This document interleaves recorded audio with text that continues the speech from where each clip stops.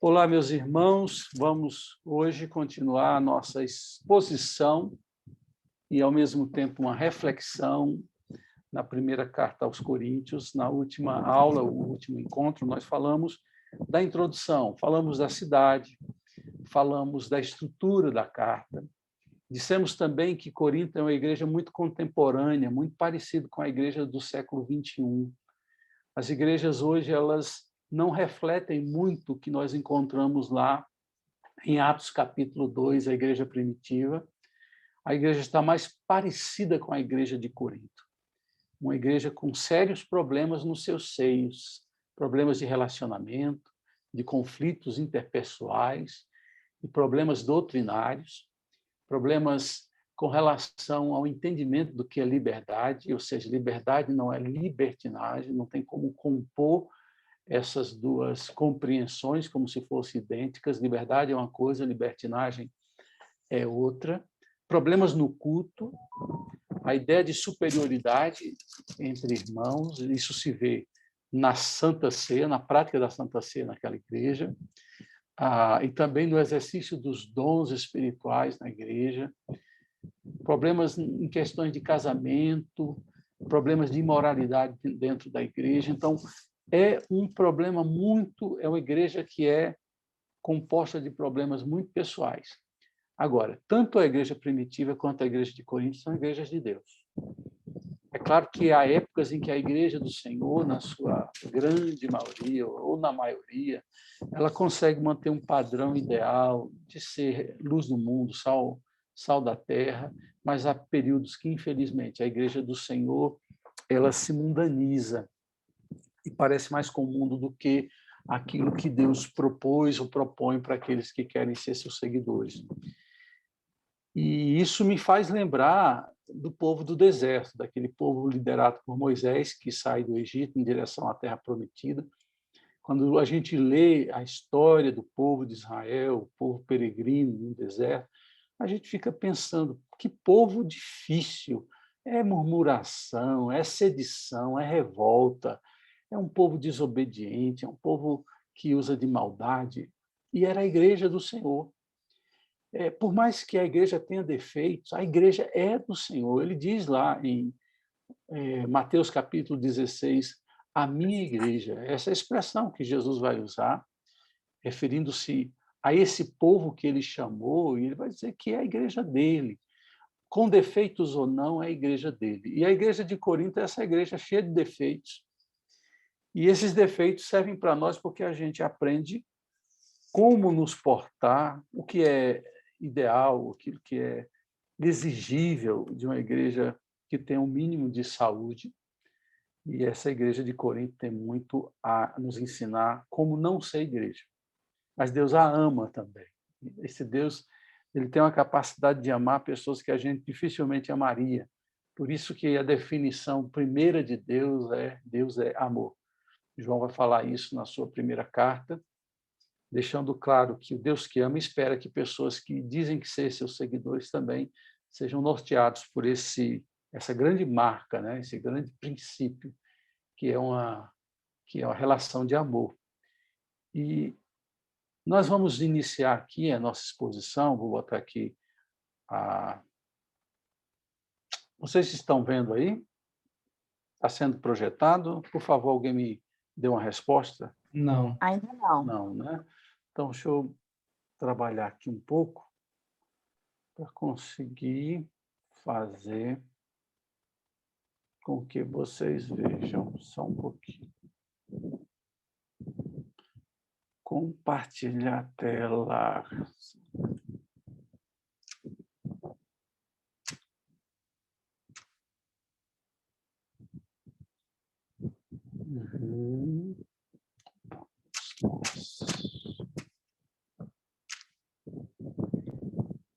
Agora,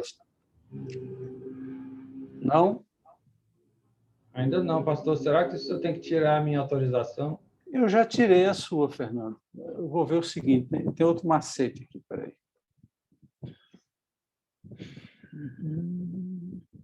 Arquivos, só um pouquinho.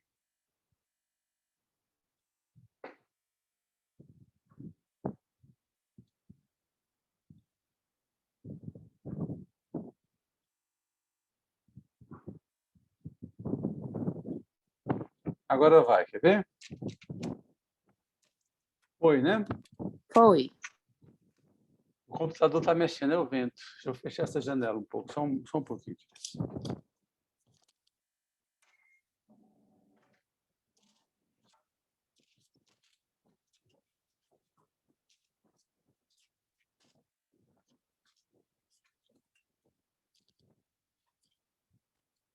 Bom, vamos começar pelo começo, a introdução.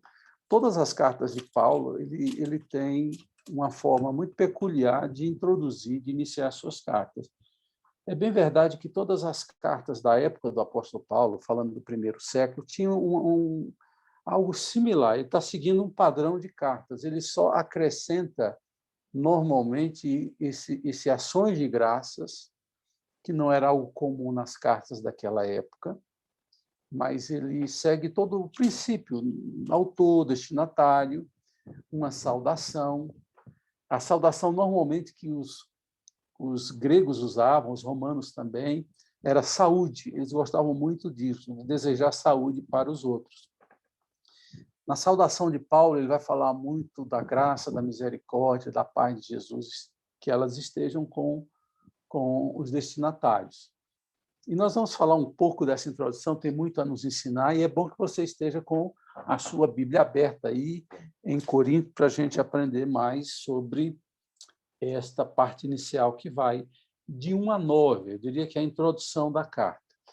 E Paulo, quando ele se apresenta como o autor da carta, ele acrescenta outra pessoa, chamada Sóstenes. E Sóstenes, Paulo, talvez ele está, quando escreve essa carta, ele deve estar em Éfeso, quando ele escreve esta carta. E esse Sóstenes era alguém de lá que redige essa carta. Paulo dita e ele vai escrever o que aconteceu na carta aos romanos. Técio foi também o que lavrou a ata e Paulo escreveu de próprio punho a sua assinatura. Não que Paulo não soubesse escrever, ter um secretário, alguém que escreve com uma fluidez maior, é ideal. Essa é uma primeira razão. A segunda razão é que Paulo, alguns estudiosos dizem, né, que Paulo tinha um problema na visão, na vista.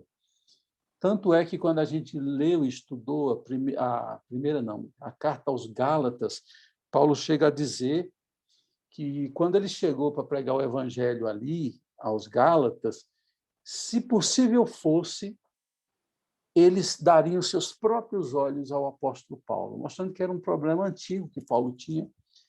E eu encontro essas duas razões para que Paulo precisasse sempre de ter alguém para escrever para ele, para a coisa fluir melhor e ele poder pensar melhor também. Por isso que tem uma dupla composição, como também foi na carta aos Romanos, e eu suspeito que a carta aos Gálatas também, porque, ao final, Paulo diz, vede que assino com o próprio punho, com a minha letra, ou seja, ele assinou também a carta aos Gálatas. Então, é por isso que tem uma dupla autoria no versículo 1º. Então, o autor é o apóstolo Paulo, na verdade, Sóstenes, ele é aquele que redige. Quem é o destinatário? Não, mas antes de passar para o destinatário, se eu colocar algo aqui, Paulo diz, como sempre, né, chamado para ser apóstolo de Jesus Cristo pela vontade de Deus. A gente vai ver mais adiante, se não me engano, no capítulo 9, que as pessoas da igreja estavam colocando em xeque o apostolado de Paulo. Foi o mesmo problema que Paulo encontrou entre os gálatas, porque um grupo de Jerusalém chegou a dizer, esse homem não é apóstolo, ele não viveu com Jesus, ele não foi chamado para fazer parte daquele ministério de 3 anos de Jesus. E Paulo gasta um tempo precioso para dizer, eu sou apóstolo, eu vi Jesus. Vocês lembram disso quando a gente estudou a carta aos Gálatas? E chegou também esse grande problema na igreja dos coríntios. E Paulo tem que defender também o seu apostolado, no capítulo 9. E o problema persiste. A gente vai, quando for estudar a segunda carta que Paulo escreve aos Coríntios, a gente vai ver que Paulo, mais uma vez, e ali é uma carta com lágrimas, a segunda carta aos Coríntios é a carta que Paulo mais sofre, é uma carta dolorida de se escrever e de se ler. Quando a gente for estudar, é um sofrimento no coração e na alma desse homem muito triste de se ler. O problema que a gente vai ver aqui na primeira carta se intensifica, aumenta, e as recomendações, boa parte delas não são consideradas, e o problema vai aumentar na segunda carta, a gente vai ver isso. Destinatário, e eu quero chamar a sua atenção ao destinatário. A igreja de Deus, ou seja, aquela igreja problemática, apesar dos seus problemas, era de Deus, não era de homens. Então, o homem atrapalha a obra de Deus, a gente vê isso na história.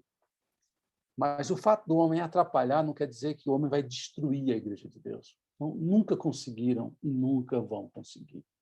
A igreja passa por momentos difíceis, mas sempre um broto fiel vai nascer, vai virar um ramo frutífero.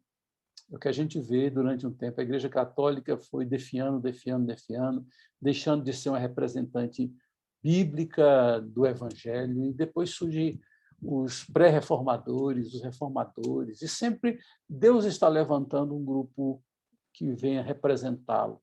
A Igreja de Deus nunca morre. A igreja, ali em Corinto, era a igreja de Deus. E olha o argumento que Paulo usa. A igreja de Deus que está em Corinto, aos santificados em Cristo Jesus e chamados para serem santos. Aí você vai dizer, pastor, como é que Paulo tem coragem de dizer que a igreja de Corinto é santa, né? Santificados? A gente precisa entender o termo santo, né? O termo em grego hagios. Ser santo é ser separado, a palavra santo é separado. E a palavra santo, a princípio, o significado não é um significado de qualidade, mas de algo que Deus faz sobre nós. Deus nos separou. E quando Deus nos separou para Ele, isso quer dizer que nós somos santificados para Ele, ou seja, nós somos dele agora. Não havia virtude em nós, e Ele, mesmo que não houvesse, Ele nos separou. É igual os utensílios do templo ou do tabernáculo, neles não havia diferença de um utensílio comum de uma casa para o utensílio do templo. A diferença que tinha é que aqueles utensílios tinham sido santificados, ou seja, separados. Mas não havia qualidade neles. Havia um ato de separar para Deus aquilo. É o que aconteceu com a gente. Deus nos separou para Ele. Não porque a gente fosse o povo mais bonito da face da terra, as pessoas mais éticas e morais. Deus resolveu, por sua graça, nos santificar, nos separar. Então, é um ato que eu chamo de um ato em que nós somos passivos. Não há uma atividade em nós de ser santo. O ato primeiro é um ato ativo de Deus e passivo da nossa parte, e nós somos assim santificados para Deus, Ele nos separou e somos dele. Aí Paulo complementa, ele diz aqueles que foram santificados em Cristo, chamados para serem santos. Aí entra a nossa parte de sermos ativos, de procurar viver uma vida que agrada a Deus, uma vida para a honra e glória de Deus. E aí, primeiramente, na parte ética, na parte da generosidade do coração, de ser mais longânimos, de sermos mais bondosos, generosos. E depois entra essa questão de moral. Eu acho que a moral ela é um reflexo do que nós somos, e não... Porque senão a gente vive como os fariseus, né? Que faziam coisas boas, mas no coração não tinha bondade. Então, o que se conclui disso é que, se o nosso coração for bom, as nossas ações serão melhores, serão extensões daquilo que está no nosso coração. Tem muita gente que pensa que o cristão tem que fazer coisas boas. Eu sou daqueles que dizem assim, coisas boas a gente faz depois que o nosso coração for bom. Depois que a gente tratar o nosso coração. A coisa tem que ser de dentro para fora, não apenas um elemento estereotipado, um elemento externo. Então, a gente tem que ser santo nesse sentido, de querer ser uma pessoa melhor, de querer andar dentro do padrão das coisas de Deus e ser bons samaritanos, ou seja, fazer o bem, mas o bem tem que estar primeiro no nosso coração. Nos nossos relacionamentos, a humildade, o perdão, o recomeço, Isso é um sinal de santidade. A forma que a gente trata os outros, isso é um sinal de santidade. Aí depois vem as questões práticas, de obedecer pai e mãe, de obedecer ao nosso trabalhador, não, nosso chefe, como fazendo para o Senhor, sendo uma pessoa ativa no mundo, refletindo a glória de Deus. Então, santidade, primeiro, nós somos passivos, Deus nos separou. Depois, nós somos ativos, sermos santos, fazer o nome de Deus glorificado. Na terceira parte da introdução, Paulo vai falar da saudação. E a saudação que Paulo fala... antes disso, o versículo de número 2, Paulo vai dizer aqui algo muito interessante. Olha aí para a sua Bíblia. Depois de dizer que eles são chamados para serem santos, Paulo acrescenta, juntamente com todos os que em toda parte invocam o nome do Senhor. O que Paulo está dizendo? Olha, vocês são chamados para serem santos, juntamente com as demais igrejas. Vocês fazem parte de um todo, vocês não são parte. Porque vocês vão perceber, à medida que a carta se prolonga e os argumentos são colocados, o grande problema da igreja era o problema do partidarismo, da separação, das divisões dentro da igreja.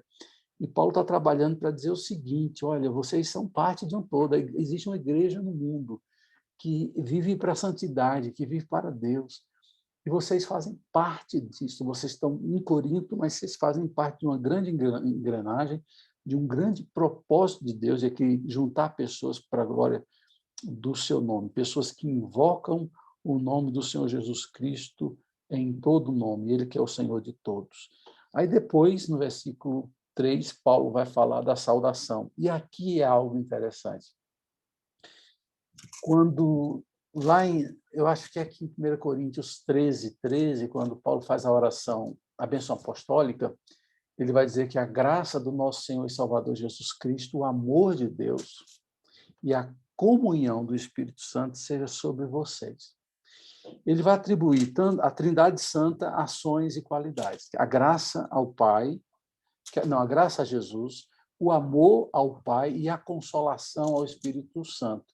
E a gente sabe, porque João, no seu Evangelho, deixa claro isso, que o Espírito Santo é chamado de Consolador. Cabe muito bem na descrição que Paulo fala, que o Consolador vai nos consolar. O amor do Pai. E a gente usa muito o amor de Jesus, porque Jesus morreu na cruz por nós como expressão de amor, mas a expressão do Pai de entregar o seu Filho, de nos salvar por amor e não por nossas ações ou méritos ou deméritos, né? Deus nos escolheu sem que houvesse em nós motivo algum para que Ele pudesse nos escolher por virtudes, por mérito. Não cabe bem exigir a Deus meritocracia da nossa parte, porque ninguém poderia ser escolhido dessa forma. Mas aqui, na saudação que Paulo faz, ele coloca a graça ao Pai e a paz a Jesus. É claro que Deus ele é tanto o autor da graça como do amor, ou seja, em Deus reside todos os atributos, como também em Jesus.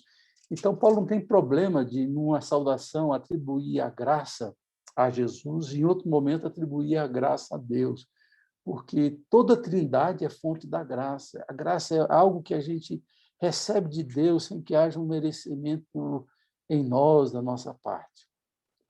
Graça é esse ato que nos choca, porque nós somos amados, nós somos acolhidos, e você olha para você e diz assim, mas eu não vejo em mim razões para receber isso. E a resposta que vem é por isso que não é merecimento, é por isso que é graça. Você é acolhido, amado, porque é graça. De outra forma, não seria graça, seria merecimento. E se fosse merecimento, você não seria acolhido, você não seria salvo, porque ninguém consegue se salvar. E Paulo deseja aqui a graça e a paz. E me lembro, quando a gente estudou Gálatas, que tem uma ordem semelhante. E John Stott ele tem uma frase muito interessante. Ele diz, por que a graça vem antes da paz? Porque a graça nos leva à presença de Deus e nós somos reconciliados com Deus por causa da graça de Deus na nossa vida que nos aceita. E quando a gente é alvo da graça, inevitavelmente surge a paz por sabermos que fomos salvos, e esse amor demonstrado pelo Pai de entregar o Filho, esse amor que o Filho teve ao morrer por nós na cruz, nos choca profundamente. Por isso que Paulo vai dizer também que o amor de Deus nos constrange. Sabe o que é que constrange? Porque você olha o tamanho desse amor de Deus e olha para quem você é, você fica com vergonha de um amor tão grande ter te atingido e você não ter 1/10 de amor para poder corresponder a esse amor infinito, incomparável, imensurável que vem de Deus. Mas é a graça primeiro e depois vem o amor, como aquela realização de ser amado, de ser perdoado, de ser justificado, de ser restaurado. É isso. Depois de passar desse período introdutório que vem com a saudação, Paulo encontra 4 motivos para dar graças a Deus. E é interessante, uma igreja tão problemática, tão cheia de dificuldades, Paulo ainda é capaz de ver motivos para dar graças a Deus naquela igreja. E isso vai servir para nós. Qual o grande problema que nós enfrentamos, queridos? É o problema de ver os defeitos e não ver as virtudes nos outros. Em nós, isso é o contrário. Nós usamos um método invertido em nós. Em nós, a gente vê o bem, as virtudes que estão em nós e não somos capazes de identificar as nossas falhas. A gente se sabota, a gente se preserva demais. E a gente, então, as nossas faltas, a gente projeta nos outros. O que a gente é bom, a gente exalta e engrandece. Mas no trato com os outros, a gente vê mais os defeitos dos outros do que as nossas virtudes. Jesus vai bater nisso quando vai falar que a gente tem que tirar a trave do olho e, antes de falar dos outros, falar de nós. E aí é um desafio.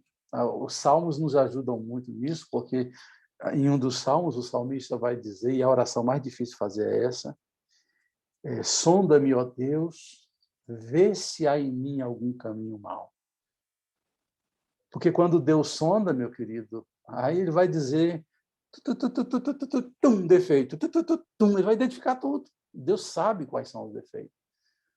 Ele pede algo que é corajoso. Quem está em condições de fazer esse pedido é quem está crescendo espiritualmente, que não tem vergonha de Deus, da identificação dos erros que Deus vai apontar em nós, e que tem coragem, porque se você quer saber quais são as suas faltas, é porque você quer melhorar. Quando você diz, sonda-me, ó Deus, diz, e vê se há em mim algum caminho mau. A gente não gosta de crítica, né? A gente, às vezes, desvia. A maturidade é aprender a receber críticas, receber feedback e tentar melhorar. Mas o ser humano em si, ele não sabe lidar com críticas. E todos nós, em alguma dimensão, em algum grau, tem dificuldade com críticas. E por isso que eu digo que essa é a grande oração. Uma coisa é você fazer uma autossondagem, e lá em Coríntios 12, Paulo vai dizer que cada um deve sondar a si mesmo. É um exercício interessante de fazer, mas o salmista diz, sonda-me, ó Deus, vê se há em mim algum caminho mau. É Deus dizer para você. E na oração Deus vai dizer. E a gente não pode fechar os ouvidos. A gente precisa dizer, sim, ó Deus, eu preciso trabalhar isso na minha vida. Uma vez eu disse para vocês que se a gente conseguir identificar 4 áreas e tratar essas 4 áreas, que são os defeitos que a gente acredita como os piores, talvez acredita não seja a palavra certa, identifica como os problemas piores e trabalhar nos 4 primeiros, a gente vai se tornar uma pessoa bem melhor. É claro que tem outros. Quem sabe uma continuidade do projeto, mais 4, depois 8, até chegar nos 10. Se a gente conseguir melhorar em 10 áreas ou em 10 defeitos do nosso ser e caráter, a gente vai estar muito próximo daquilo que é chamado de pessoa gente boa, gente de Deus. Então, Paulo é capaz de achar 4 motivos de gratidão no meio de uma igreja problemática, porque se fosse eu, por exemplo, eu ia começar com 4 grandes defeitos dele, não com as virtudes deles. Mas Paulo vai, do versículo 4 ao versículo 7, dizer que eles, pois nele vocês foram enriquecidos em tudo. Paulo é capaz de ver que na vida dessas pessoas houve um progresso de enriquecimento financeiro, de enriquecimento na família, de enriquecimento do conhecimento, da sabedoria. Daqui a pouco a gente vai falar dessa questão do conhecimento, da sabedoria, que se tornou um grande problema no meio da igreja. Mas Paulo consegue ver nisso até uma virtude, né? A capacidade de pensar, a capacidade de entender, de perscrutar coisas mais profundas. Eles foram agraciados, enriquecidos nisso, em toda palavra, em todo conhecimento. Depois, no versículo 6, Paulo vai dizer, porque o testemunho de Cristo foi confirmado entre vocês. Ou seja, o Cristo que foi pregado como aquele que salva, que restaura, que faz uma nova realidade se estabelecer, estava operando e era visível como as pessoas que foram encontradas por Jesus Cristo tiveram nas suas vidas esse testemunho a dar de como Jesus é maravilhoso e transforma as nossas vidas. E Paulo prossegue dizendo, de modo que não lhes falta nenhum dom espiritual. Eles tinham todas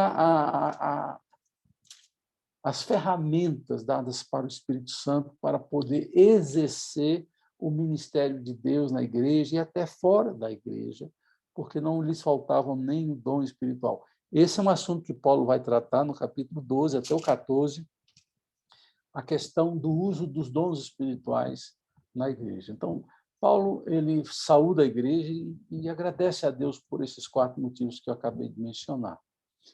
E os versículos 8 e 9, para mim, são tão especiais para nós que somos tão frágeis e fracos, inconstantes. E, às vezes, a gente fica pensando, será que tem jeito para mim? Será que eu vou conseguir? A palavra de esperança que eu quero dar para você, baseado no que Paulo diz, é que não depende de você, querido. Por mais que Deus espere que você faça aquilo que corresponde a você fazer, mas lá no fundo, na base, quem está te sustentando para que você consiga fazer é Deus. Olha que palavras lindas que vão se encontrar aqui no versículo 8 e 9. E grife isso na sua Bíblia, para que você sempre se lembre disso. Versículo 8. Ele, quem é ele aqui? Deus. Os manterá firmes até o fim. Meu irmão, minha irmã, não sei se seu coração se alegra de ouvir essas palavras.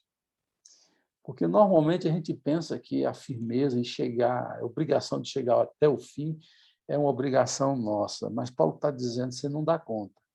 Você tem que lutar para chegar até o fim, firme no Senhor, mas ele diz aqui, ele os manterá firmes. Quando você titubeia, quando você se sente fraco, quando você acha que não vai dar conta, ou até mesmo quando você desiste, Deus te faz retornar e caminhar no caminho proposto por ele.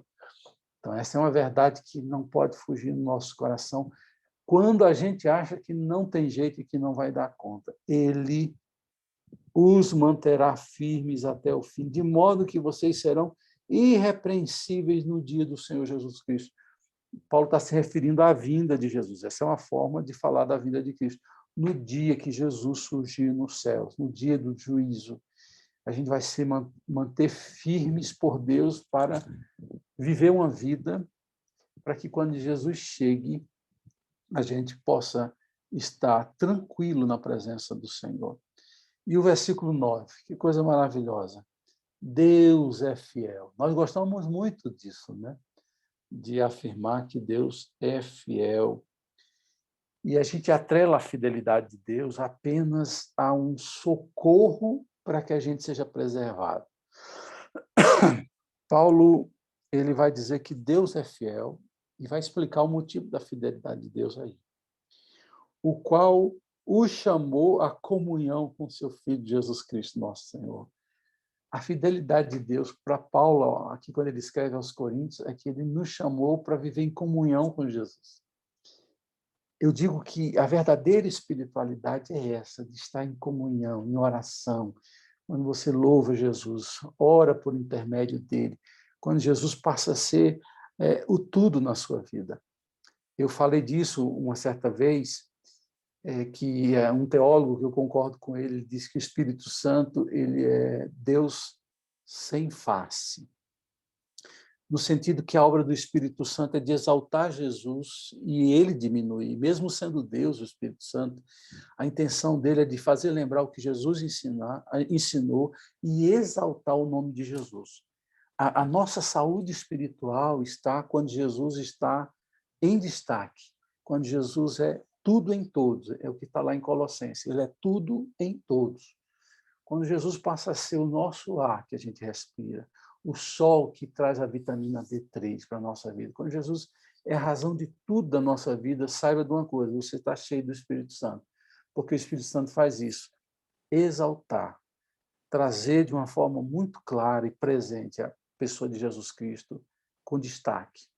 E quando é dito que Deus é fiel e vai manter essa comunhão com o Filho, eu tenho comunhão com o Pai, com o Filho e com o Espírito Santo, a Bíblia diz isso. Mas quando a gente consegue viver nesse aspecto devocional e prático na vida, uma comunhão com Jesus, nós estamos experimentando a fidelidade de Deus. Então, aqui nós terminamos essa parte introdutória da carta. Quero abrir para quem quiser fazer algum comentário, alguma coisa que chamou a atenção nessa parte. Cada estágio aqui, eu vou abrir um pouco para que a gente converse sobre o que foi dito, para não ficar tudo para o final.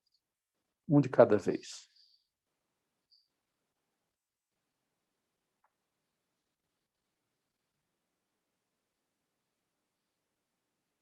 Todos concordam? Alguma contribuição?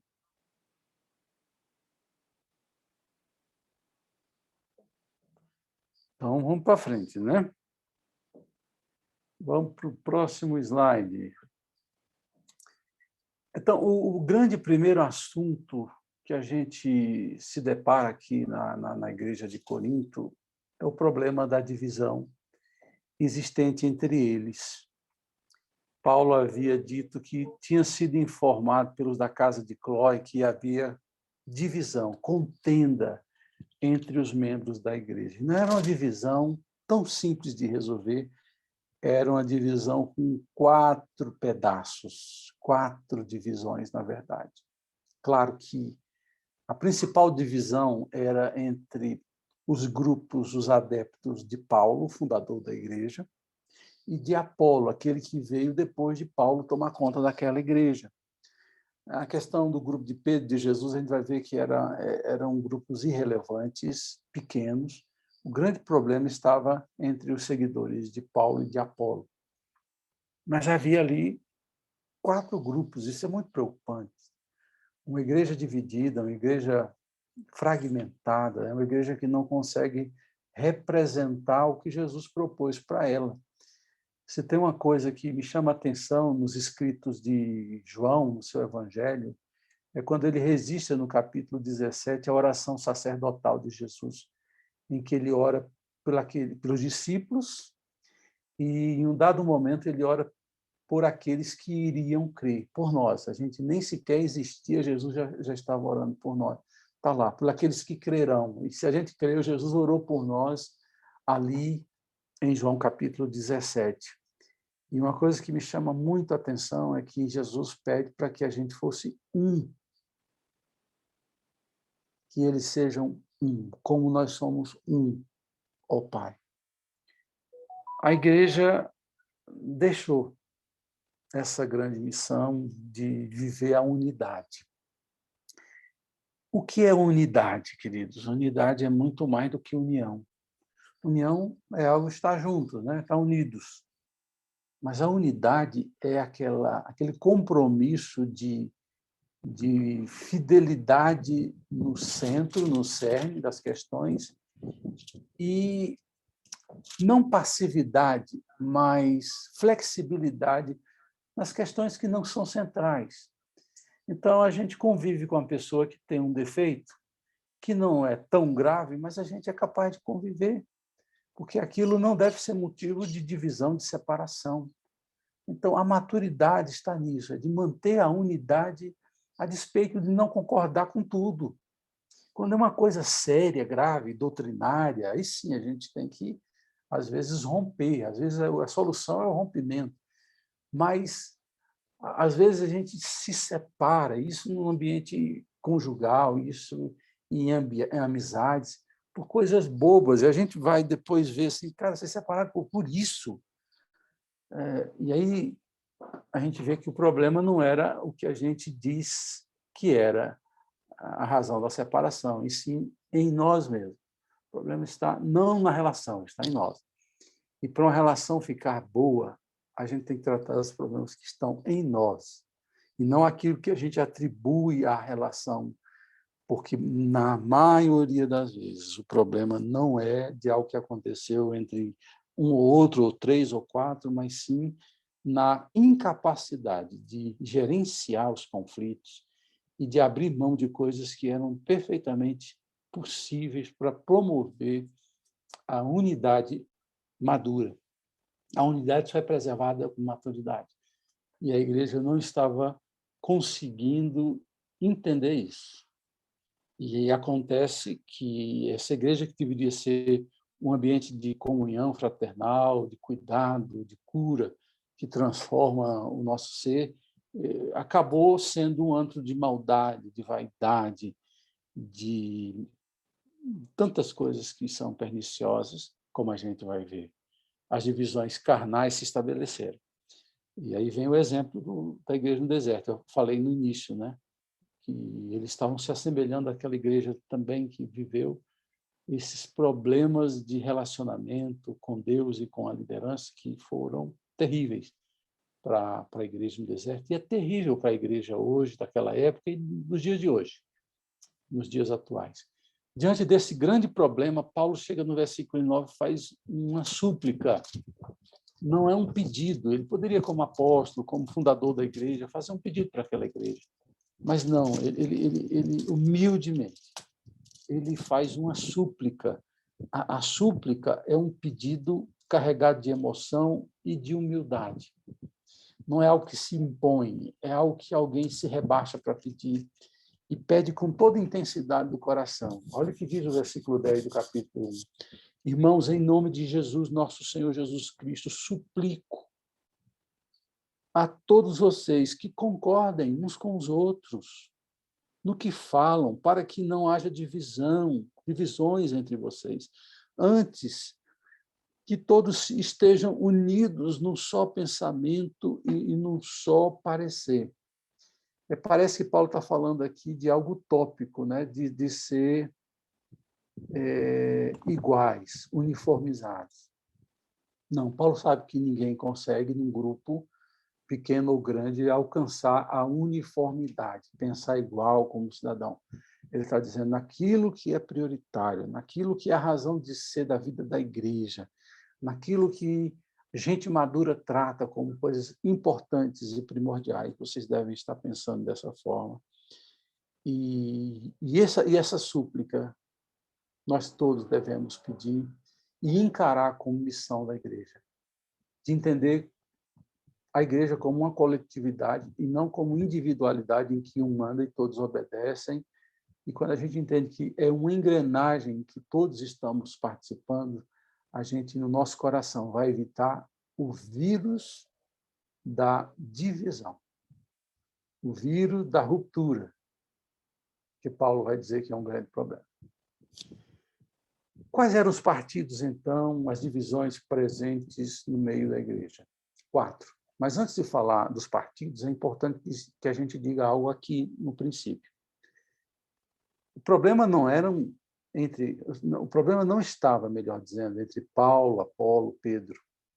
Essas pessoas se respeitavam, essas pessoas não encabeçaram nenhum grupo, essas pessoas não eram responsáveis por aquelas divisões.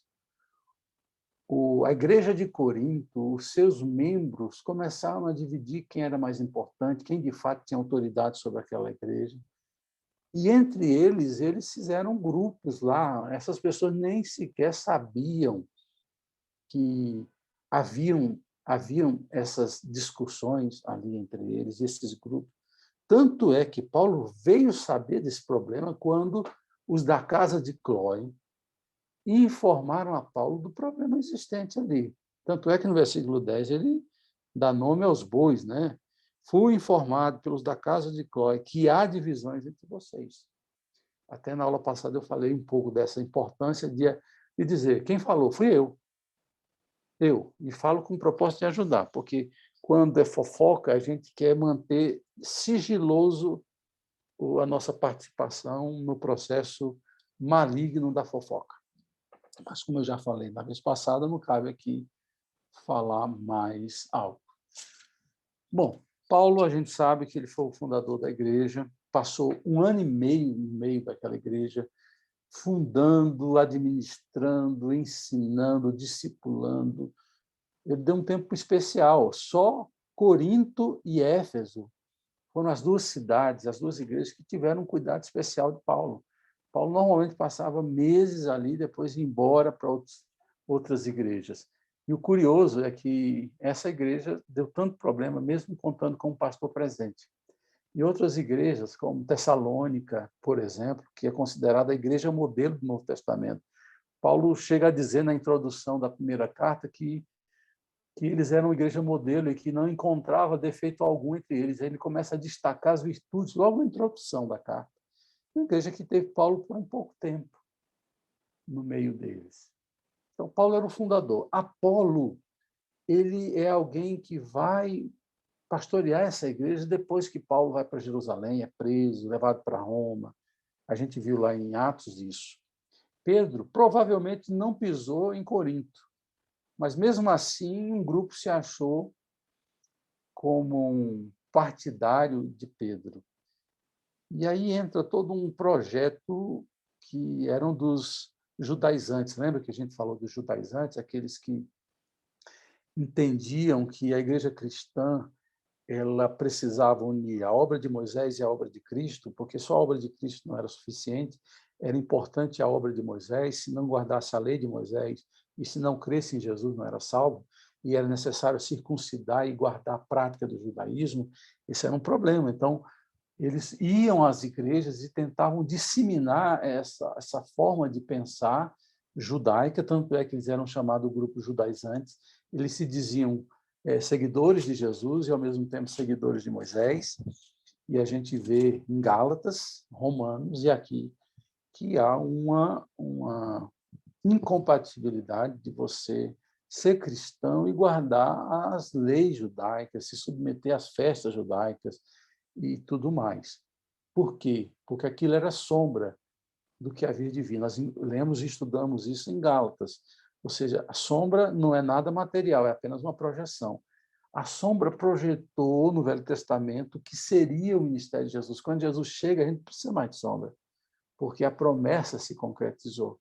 E a gente viu que o que de fato pesa é a fé em Jesus, a justificação pela fé e a prática do amor entre Deus e a gente, entre nós e as pessoas, o amor entre nós. Então, você tem Paulo, o fundador, Apolo, o grande, como é que eu posso dizer, erudito, um homem que tinha uma capacidade de pregar, como os sofistas gregos pregavam, que emocionavam as pessoas, tocava no aspecto emocional, poderoso em palavras. E como a igreja de Corinto é vizinha de Atenas, fazia parte daquele contexto histórico, antigo, dos filósofos gregos, é bem verdade que, quando a gente fala de gregos, a gente está falando de um período muito rico, muito produtivo. Estou falando do quinto, quarto século antes de Cristo, dessa cultura grega importante, mas não tão importante do que a gente vai entender que é a sabedoria de Cristo, a sabedoria do homem versus a sabedoria de Cristo. Daqui a pouco a gente chega lá. E não é sem motivo que os moradores de Corinto, que são muito próximos de Atenas, eles valorizassem aqueles que eram dotados de uma capacidade de comunicação, de erudição, essa capacidade de eloquência, do conhecimento humano. E Apolo era isso. Eu vou gastar tempo com vocês daqui a pouco sobre quem era Apolo, para que vocês tenham noção. Pedro, representante da igreja primitiva, diz assim, Paulo fundou aqui. Eu tento imaginar a discussão desses grupos. Não, Paulo foi importante que fundou a igreja, mas ele não é apóstolo coisa nenhuma, ele não teve com Jesus. Agora, Pedro, sim, Pedro estava lá em Jerusalém, conviveu com ele, está lá em Jerusalém, atuando. Então, eu sou de Pedro, Pedro é das antigas. Paulo não. Não, Paulo foi o fundador, outro grupo diria, né? Paulo foi o fundador, foi muito importante, então sou de Paulo. Não, apóstolo é que Apolo veio depois de Paulo, mas se não fosse Apolo, nós não existiríamos. Aí vem esse grande problema. Os de Cristo era o pior deles, queridos, porque qual o grande problema desse grupo de Cristo? Porque eles equipararam Cristo a homens. Então, se havia ali três partidos humanos de pessoas que eram importantes, definitivas no processo de Deus na face da terra, eram humanos, mas eram homens, e eles equipararam Jesus a homens. Jesus nunca poderia estar ali equiparado a Paulo, a Apolo e a Pedro. E, segundo os estudiosos, era o grupo mais hipócrita que tinha entre eles. Queriam se vangloriar que não eram partidários de homens, que eram de Cristo, mas dentro de si havia a ideia de superioridade. Se eu disser que estou do lado de Cristo, eu sou superior a todos eles. Então, é o grupo pior deles, se a gente for qualificar se há alguma coisa boa em partidos dentro da igreja. Mas quando a gente vai estudando, a gente vai percebendo que a divisão principal era entre os seguidores de Paulo e Apolo. O grupo de Pedro e de Paulo, de Jesus, melhor dizendo, o grupo de Pedro e Jesus, de Cristo, eram pequenas pessoas, era um grupo insignificante. Mas o problema maior eram os seguidores de Paulo e de Apolo. Aqueles que seguiam, teoricamente, eu sou do grupo de Cristo, Paulo dá logo uma cajadada no versículo 13, na parte primeira do versículo 13. Olhe comigo aí. Paulo faz uma pergunta e nem sequer mais volta a falar desse grupo que se diz seguidor de Cristo, né? Versículo 13. Acaso Cristo está dividido? Entendeu? Paulo gosta muito de fazer essas perguntas que a resposta é óbvia. Se vocês dizem que são do grupo de Cristo, vocês estão dividindo Cristo. Você acha que Cristo está dividido? Vocês nunca poderiam botar o nome de Jesus aí como um partido, como uma parte. Jesus sempre é todo. E ele, como todo, todas as pessoas devem estar debaixo dele, que é todo. Quando você divide o todo, você vai encontrar, vai dar direito a homens de fazer parte naquilo que cabe a Cristo, de ser dono do todo, e não parte, como os homens. Quando vocês colocam Jesus equiparados a Paulo, Apolo e Pedro, vocês estão diminuindo Cristo. E pior, dividindo Cristo. E Cristo é indivisível. É isso que Paulo quer dizer. Por acaso Cristo está dividido? É a primeira pergunta que ele faz no versículo 13. Aí ele não dá mais nem trela a esse grupo. Com uma cajadada, ele consegue reduzir a cinza, a pó, os defensores do grupo de Cristo. Ele não dá nem trela. Aí ele começa, do versículo 13 ao 17, a bater no grupo que se dizia seguidor e adepto de Paulo. Ele diz, me espere, vocês vão ouvir coisas aqui que vai desfazer a ideia de que eu sou cabeça de um grupo. Aí Paulo começa a bater sem dó naqueles que se diziam seguidores dele. E aí Paulo mostra uma grandeza enorme, porque Paulo tem um grupo lá na igreja, não é pequeno.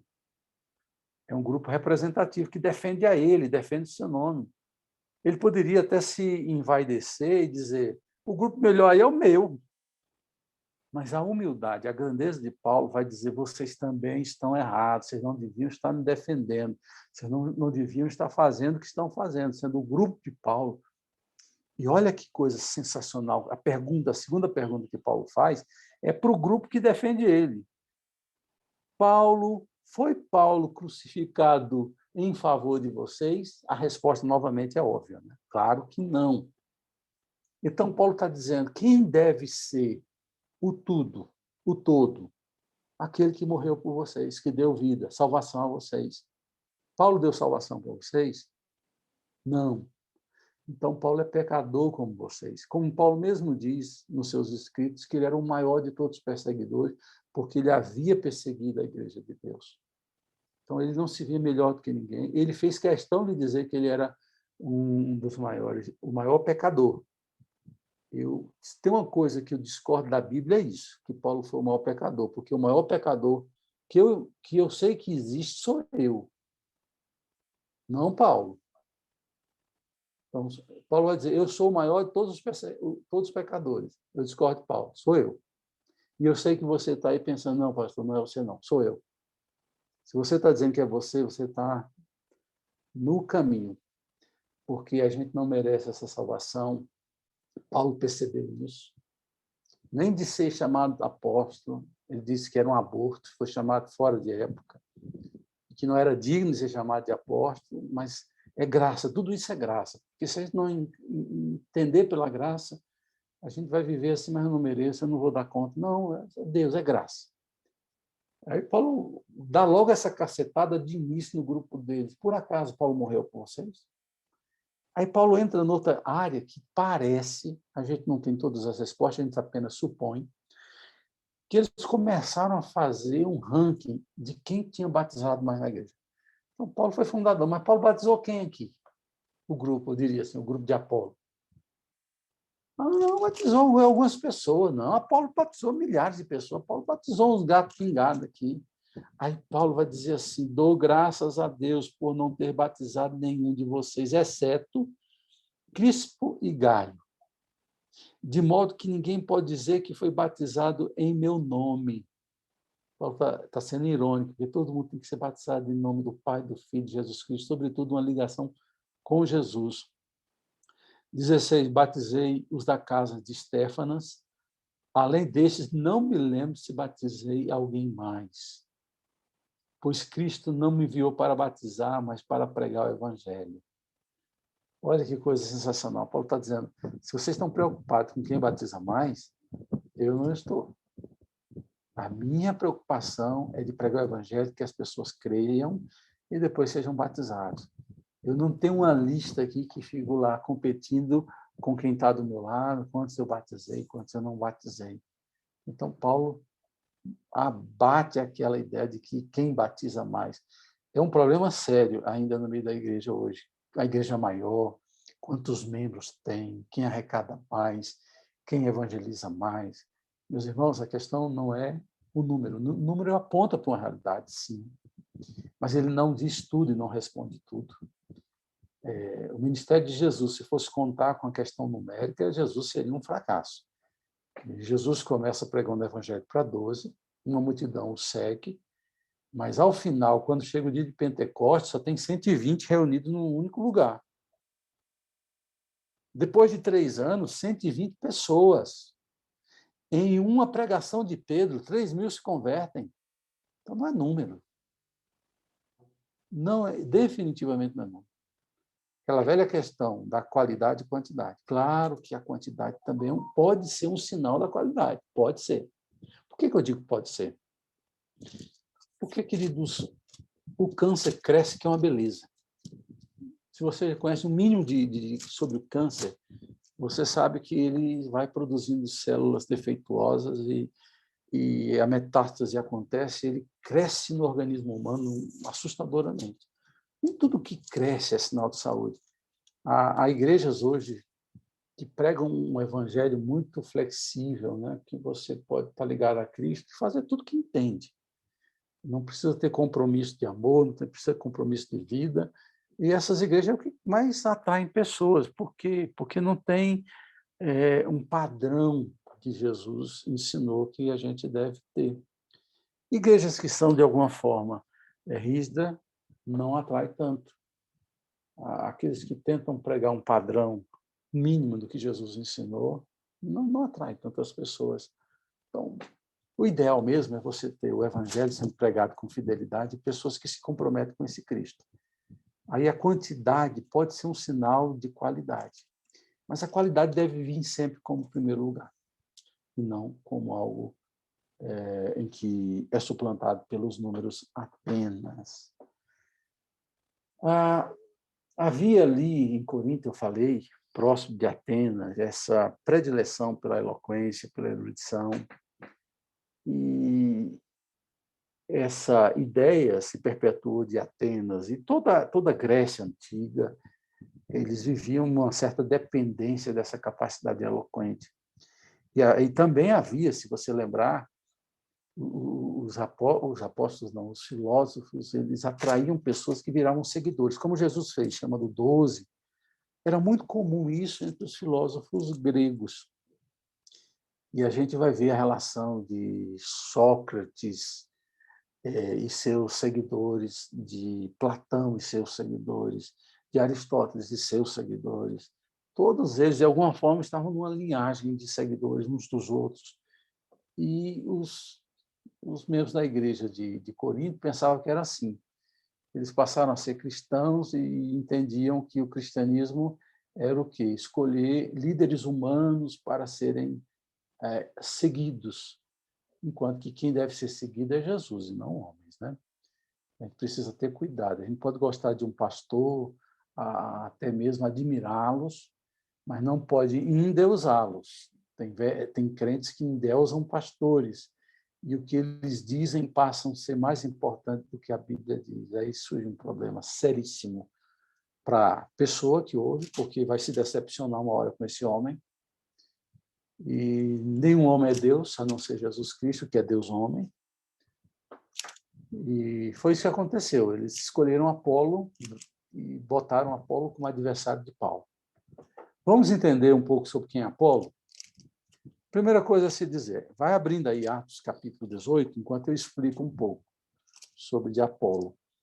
Uma coisa muito curiosa a respeito de Apolo, e aí a gente vai tentar achar uma resposta para isso, não uma resposta simples. Por que um judeu tem o nome de Apolo?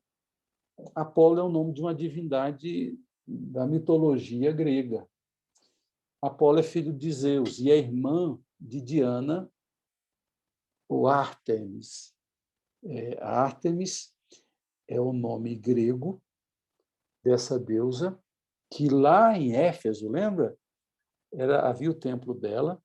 Em algumas versões, você vai encontrar eles dizendo Diana, a deusa dos Efésios. Quem é Ártemis? É irmã na mitologia de Apolo. Eram filhas de Zeus. E o símbolo de Diana era a lua pela metade. E o símbolo de Apolo era o sol. A Diana era a deusa da caça, e Apolo também era retratado como um arco e flecha. Mas, sobretudo, Apolo era o deus da arte e da profecia, daquele que falava com eloquência. Não era comum um judeu dar nome mitológico a um filho. E a gente fica com essa questão, eu não consegui ter uma resposta muito clara nas leituras que eu fiz. Porque Apolo seria um deus. E eu não consigo imaginar um judeu colocar um nome no filho com o nome de um deus grego. Aí surge um problema grave. Outra possibilidade, que eu acho que é a mais possível, é que Apolo seja o seu apelido ou o destaque da sua qualidade dada pelos gentios a esse judeu que nasceu em Alexandria e que tinha essa capacidade, essa inteligência, esse conhecimento todo. Quando você estuda um pouco sobre Alexandria, você sabe que Alexandria, por mais que esteja no Egito, é um reduto grego. São os ptolomaicos, os descendentes de um dos 4 generais de Alexandre, que eles fundam uma dinastia. Eles são os descendentes deste general Ptolomeu, que fica por direito, depois que Alexandre morre, com essa região do Egito. E essa cidade, Alexandria, é em nome dele, uma homenagem a Alexandre. E ali você vai encontrar, no 3º século antes de Cristo, a maior biblioteca do mundo. Os navios que atracavam naquela cidade, eles tinham por obrigação de dar todos os livros que estivessem a bordo, para que, no período que eles estivessem ali descarregando, sendo recarregado, grupos de copistas colocavam aquele livro faziam dele uma cópia, melhor dizendo, para ficar na biblioteca de Alexandria.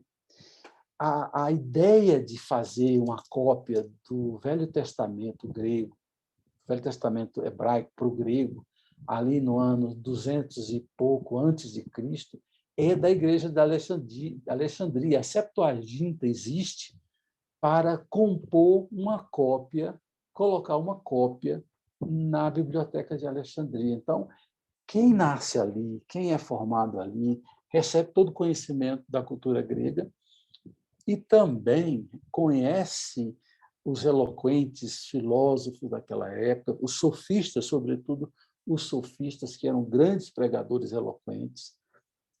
E talvez Apolo não seja o nome, mas seja o apelido pela capacidade eloquente, pela sabedoria de colocar as coisas que Apolo tinha. Porque toda vez que se refere a ele, vai se referir por Apolo. Mas a grande questão é, mas Apolo é judeu, como é que tem o nome de um deus grego? A não sei que ele fosse belo e botaram, assim, olhavam, um deus grego. Ali está dizendo, pode ser. É um deus grego. Bom, então, vamos saber um pouco sobre quem é Apolo. Atos 18 vai nos dar uma resposta aqui sobre quem é esse homem. Vai, ao final, dar uma sinalização a respeito do caráter desse homem. Todos nós devemos respeitar Apolo, porque Apolo não era cabeça de divisão na igreja. Ele não estava feliz com o que estava acontecendo na igreja de Corinto. Então, Atos 18, 24, em diante, até o 28, Atos 18, 24.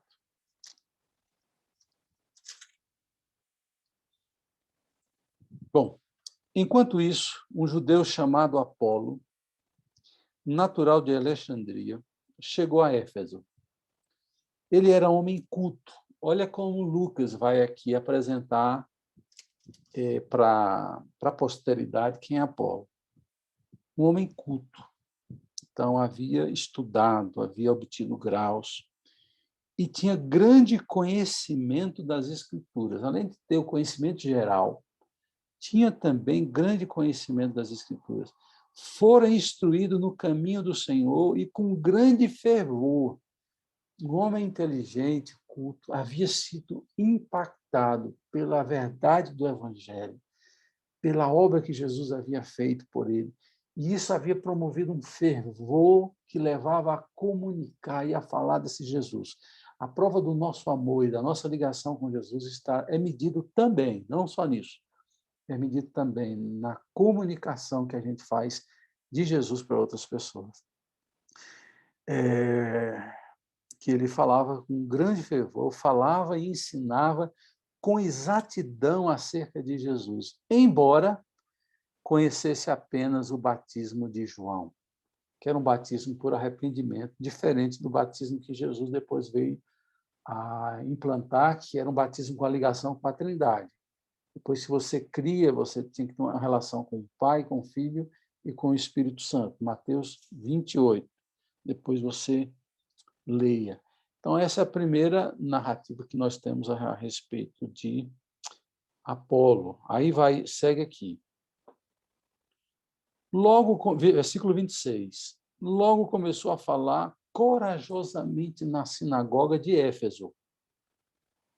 Lembra que Paulo fazia isso? Paulo chegava numa cidade, ele não ia para os gentios primeiro, ele ia na sinagoga. Ele ia à sinagoga, chegava lá, pregava, apanhava, era expulso da sinagoga, era perseguido pelos judeus. E depois ele ia para os gentios. Esse é o argumento que Paulo vai usar em Romanos, que o evangelho é primeiro para o judeu e depois para o gentio. Então, depois desse entendimento, toda a cidade que Paulo chegava, Paulo procurava saber se naquela cidade havia uma sinagoga, pregava primeiro para o judeu, depois para o gentio. E ele também fazia assim, Apolo. E diz aqui o texto, né, eu acho muito interessante, logo começou a falar corajosamente na sinagoga, Quando Priscila e Áquila o ouviram, convidaram-no para ir à sua casa e lhe explicaram com mais exatidão o caminho de Deus. Era alguém que cria, que tinha sido basicamente autodidata, tinha tentado entender o Evangelho e as suas implicações sozinho, e essa atitude de Áquila e Priscila eu acho maravilhosa, duas pessoas experimentadas, que a gente viu que Paulo morou com eles ali em Corinto, quando Paulo fundou a igreja, eles eram mais conhecedores da mensagem do Evangelho. E Apolo, apesar de tudo, na sua humildade, ouviu Áquila e Priscila, se deixou ser ensinável, se permitiu aprender, e como de fato aprendeu. E aí o texto prossegue dizendo, né, com exatidão o caminho de Deus, versículo 27. Querendo ele ir para Acaia, os irmãos os encorajaram e escreveram aos discípulos que o recebessem. Onde é Acaia? Acaia é uma província romana, numa península, e que a principal cidade é Corinto. Aqui nós temos a primeira informação de que Apolo, depois de um tempo que ele esteve em Éfeso, fazendo parte da igreja de Éfeso, ele vai para Acaia, e para a capital da Acaia, que é Corinto. Querendo ele ir para Acaia, os irmãos os encorajaram e escreveram aos discípulos que o receberam. Ao chegar, ele auxiliou muito os que pela graça haviam crido, pois refutava vigorosamente os judeus em debate público, provando pelas Escrituras que Jesus Cristo é o Senhor. Então, era um homem do debate, um homem da eloquência. Querem debater comigo mesmo. Então, por isso que os coríntios se ligaram tanto a Apolo, porque ele era mais a figura de um sábio, de um filósofo que trazia verdades bíblicas, é claro, mas a ferramenta que ele usava, o entendimento, a sabedoria, agradava demais a eles. E quando eles comparavam Paulo com Apolo, eles diziam: Paulo sim que é um pastor capaz. Paulo não. Paulo prega até bem, mas não é com a sabedoria de Apolo que ele prega. Aí Paulo vai começar a fazer os seus argumentos. Você viu que ele, primeiro, bateu no grupo dos seguidores de Cristo, dizendo: vocês estão dividindo a Cristo, e Cristo é indivisível. Segundo, Paulo morreu por vocês? A questão numérica de quem batizou, não estou nem aí para ela. Paulo bate no grupo dele. Depois, Paulo vai bater nos seguidores de Apolo. E, praticamente, o argumento que começa aí, no capítulo de número 2, sobretudo o capítulo 2, o final do capítulo 1, capítulo 2, até o capítulo 3, é batendo no grupo que se diz ser seguidor de Apolo. Porque, de fato, era o grupo maior de oposição ali, era o maior grupo, e, de alguma forma, estava trazendo um perigo para a vida da igreja naquela cidade. Paulo traz argumentos aqui que propõem contrastes, né? Paulo vai trabalhar muito no contraste sabedoria humana versus sabedoria de Deus, loucura de Deus e poder de Deus. Ele vai dizer que a cruz de Cristo é loucura para os que se perdem, mas é poder de Deus para o que é salvo. A cruz é a figura do crucificado, né? Essa ideia de um herói morto não batia muito, até hoje, né? Os nossos heróis sempre vencem no final. E quando Paulo prega que a salvação está na morte de Jesus, o herói é aquele que morre por nós na cruz, por mais que ele venha ressuscitar, e é um sinal da vitória, mas o pecado é perdoado na sua morte, não na sua ressurreição. Nós somos salvos na sua morte e confirmados na sua ressurreição. A cruz é a base disso. Acho que já, não? Não sei, a porta dela está fechada. Eu não sei também. Está trancada? Não, está fechada. Não sei se tem. Só encostado por isso. Alguém está com o áudio aberto aí, gente. Bom, resolvemos o problema. E a gente vai tratar disso na aula que vem, porque já são 11h40. Eu queria que vocês lessem aí até o final do 4, e a gente depois vai voltar para isso, para poder aprofundar essa questão da sabedoria humana e a sabedoria de Deus. Paulo vai argumentar que os seguidores de Apolo queriam dar sabedoria humana, capacidade racional, um poder que era inferior à sabedoria de Deus, que privilegia e que escolhe a sabedoria do Espírito Santo.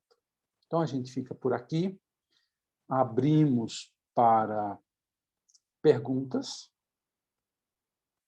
Deixa eu ver se temos aqui. A Diana está pedindo perdão. Não sei por que a Diana está pedindo perdão, mas já está perdoada.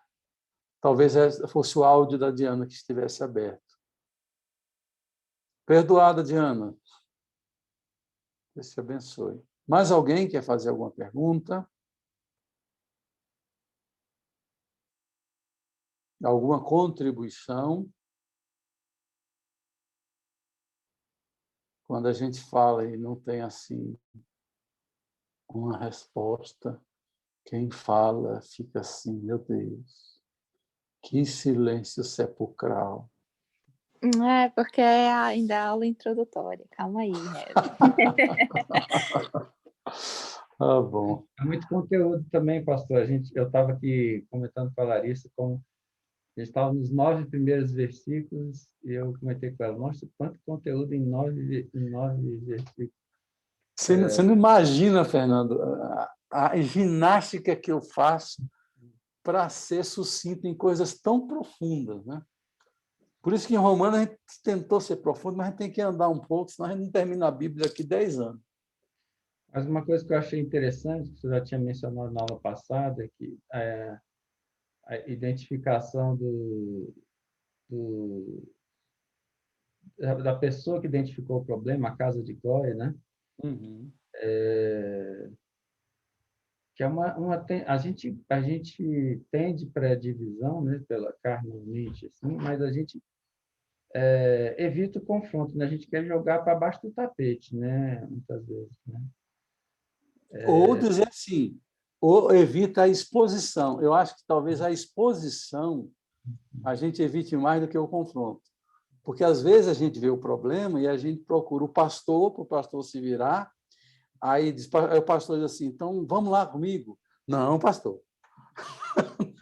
Isso é um problema seu, não é um problema meu. A pessoa não se vê como parte do corpo. Então, Paulo certamente chegou para os da casa de Clóvis, tá bom, vocês estão fazendo isso, eu vou ter que usar o nome de vocês, porque eu não vou chegar a dizer, estão falando por aí. Eu acho isso... olha, isso eu não uso. Sabe, alguém vir me falar, eu vou dizer, vou ter que usar, meu irmão. Então, não me fale. Já fica a dica. Hashtag, fica a dica.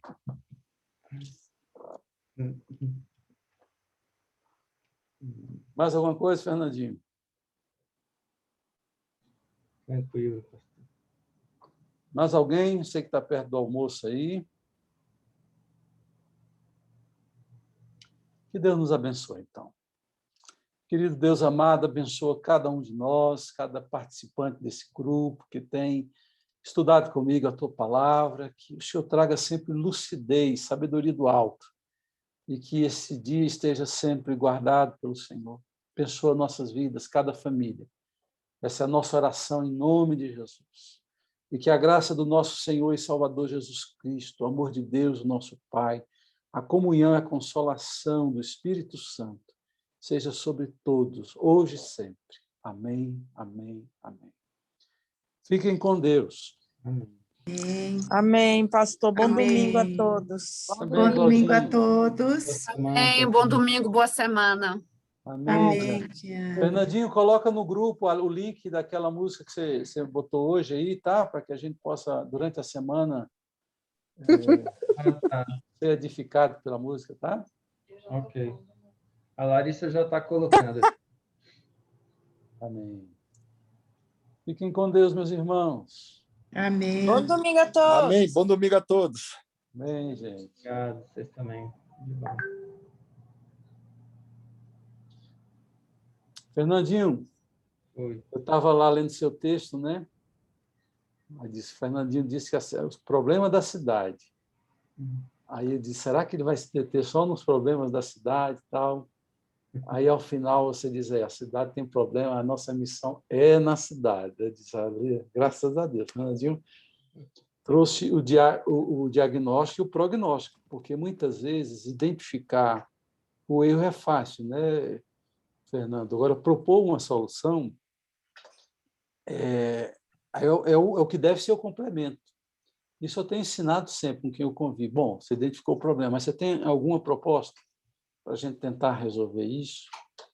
Mas é interessante o levantamento de cidades que você faz, que mostram, né, as características de cada um. Com Babel, sobretudo, né? Babel ela passou a existir, Enoque, a cidade de Enoque, e Babel também, para unir no propósito de se levantar contra Deus. Deus que era para povoar a terra, o povo ficou junto. E a gente tem um grande desafio, e isso é uma sugestão até para você poder até aprofundar aquele seu estudo que você fez. Hoje tem um ramo na missiologia que é chamado de missiologia urbana, que é o estudo de como você evangeliza os grandes centros e entender as múltiplas tribos nos grandes centros para você poder evangelizar esses pequenos grupos que têm pouca atenção, até do cuidado público normal, né? Os grafiteiros, os drogados, moradores de rua e aí por diante.